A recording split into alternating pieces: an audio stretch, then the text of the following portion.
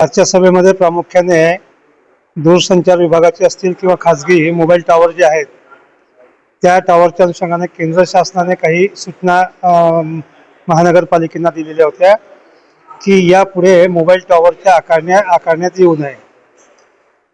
तर त्या अनुषंगाने त्याच्यावरती चर्चा करत असताना मोबाईल टॉवरच्या पुढील 2026-27 या आर्थिक वर्षापासून या आकारण्या लागू करण्यात येणार नाही, परंतु या पूर्वीच्या ज्या आकारण्या केलेल्या आहेत त्या आकारण्यांची थकीत रक्कम साधारणतः 28 कोटी रुपयाच्या जवळपास मनपाची या संपूर्ण ज्या काही टेलिकॉम कंपनी आहेत यांच्याकडे थकबाकी आहे।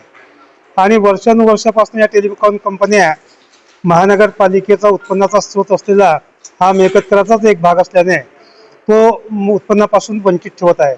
या अनुषंगाने आज प्रशासनाला सूचना करण्यात आल्या आहे की या संदर्भात मनपा प्रशासनाने शासनाशी पत्रव्यवहार करून कुठली तरी कठोर पावलं उचलल्याशिवाय या कंपन्या स्वतःहून महानगरपालिकेकडे पैसा जमा करणार नाही।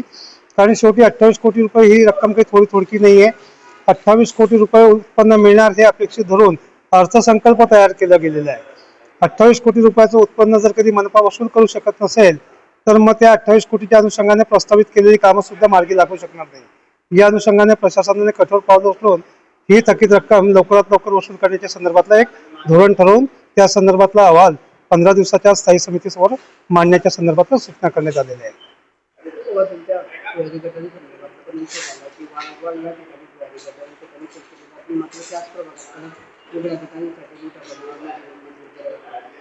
आजच्या सभेमध्ये साधारणतः 29 लाख रुपयाचा नवीन गटारी तयार करण्याच्या संदर्भातला प्रस्ताव होता।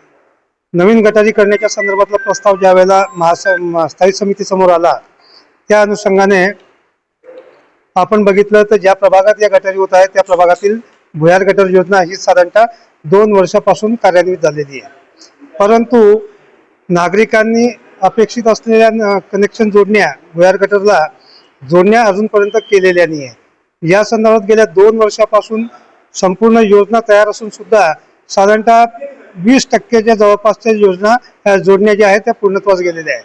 80% जोडण्या हा नागरिकांच्या उदासीनतेमुळे जोडल्या गेल्या नसल्या कारणाने भुयार गटर योजनेचं जे महत्त्व आहे ते त्यामुळे या शहरातील नागरिकांना मिळू शकत नाही।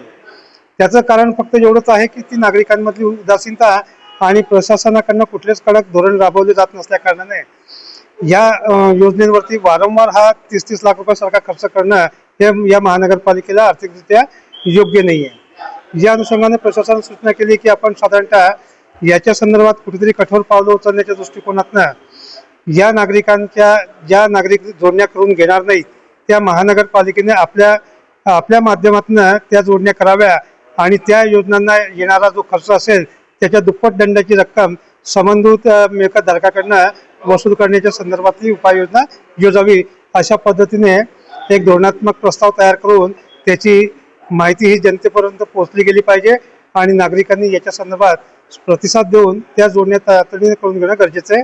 त्याच्यामुळे काय होतील की अंडरग्राऊंड ड्रेनेजला जोडल्यानंतर खुल्या गटारी या कायमस्वरूपी बंद होतील।